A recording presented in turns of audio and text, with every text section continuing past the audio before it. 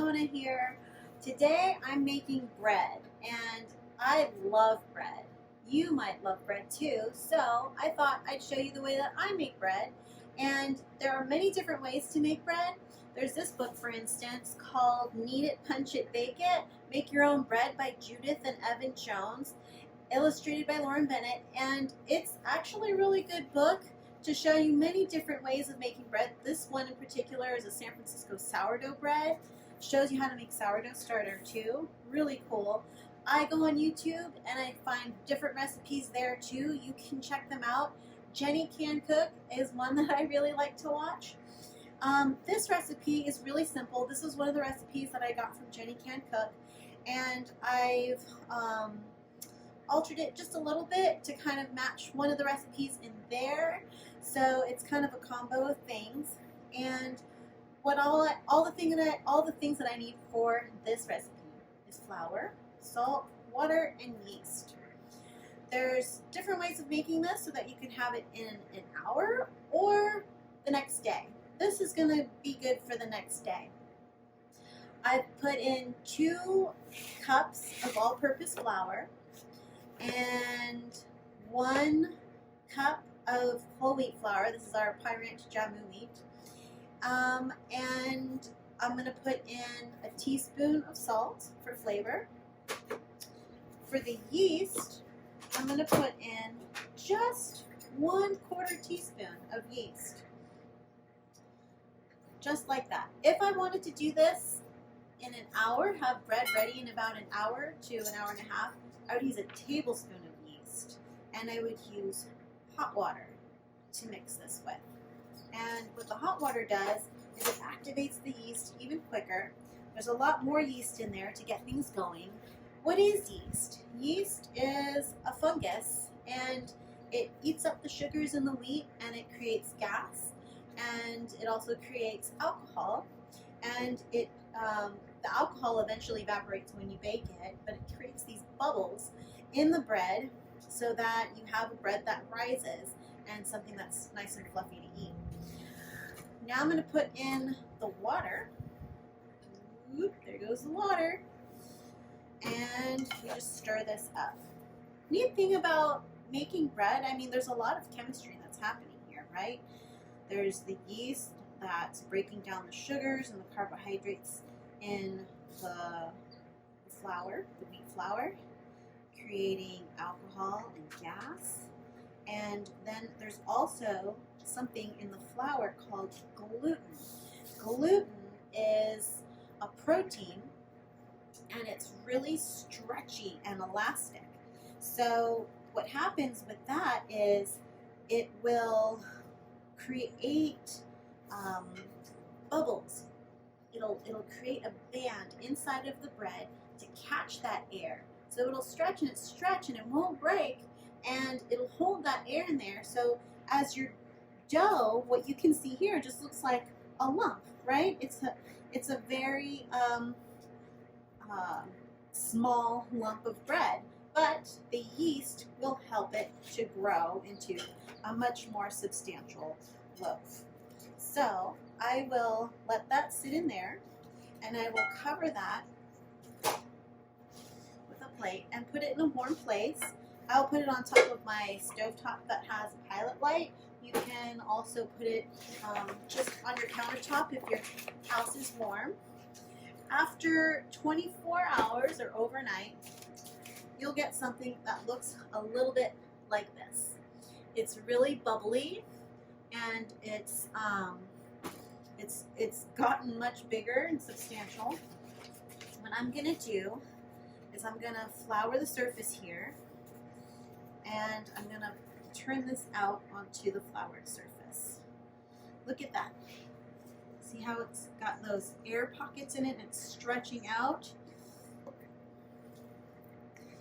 There we go. It kind of smells like, if you've ever smelled beer, it smells a lot like beer.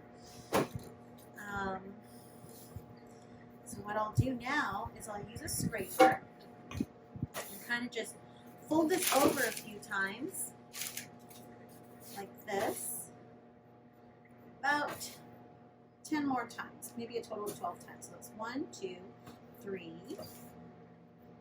4, 5, 6, 7, 8, 9, 10 times. That was a total of about 12 from when I started. I'm just going to give it a little bit more flour because it's a really shaggy dough. It's very sticky. It's really fun to touch. And I'm going to keep rolling it around like this, and I'm going to put it into a bowl with parchment paper and let it rest another 35 minutes. And it'll grow again. I'll put it in there, and I'll cover it and let that rest. It'll rise up a little bit more, maybe a whole lot more, just about double in size. And then we'll put that in the oven.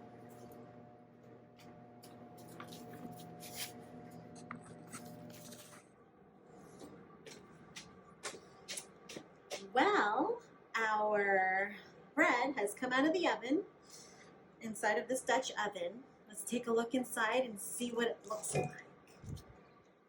Ooh, look at this. It's a nice crusty bread. You could eat it like this already. Oh, I love it.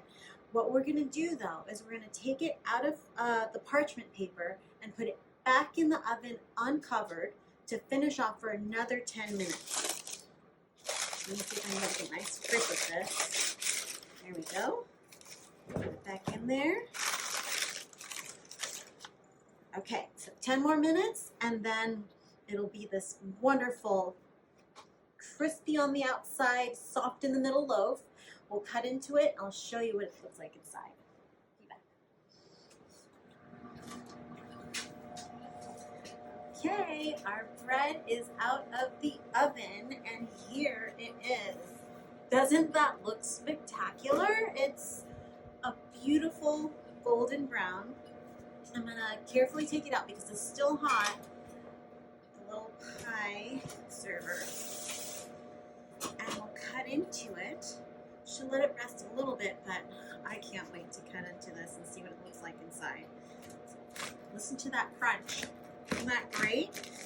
The reason why it got so crunchy is because the Dutch oven produced that steam inside that made the outside nice and crispy. Look at that. Yum. That looks so good. I can't wait for you to try this at home and get a taste of this bread. I'm going to try a little bit here with you. Wow, look at that. If it rests a little bit longer when it comes out of the oven, it'll stay a little bit less, like it'll smash down less when you're cutting into it. But let me get a piece. See how fluffy it is inside? Really soft. And then the outside, crispy. So good. And that soft middle. You're gonna love making this bread. Thank you for joining me. And I look forward to hearing from you. If you've had wonderful experiences with making your bread, what other kind of breads you may have tried, search and look out there through books, online, different recipes, and have fun with it. Bye, everybody.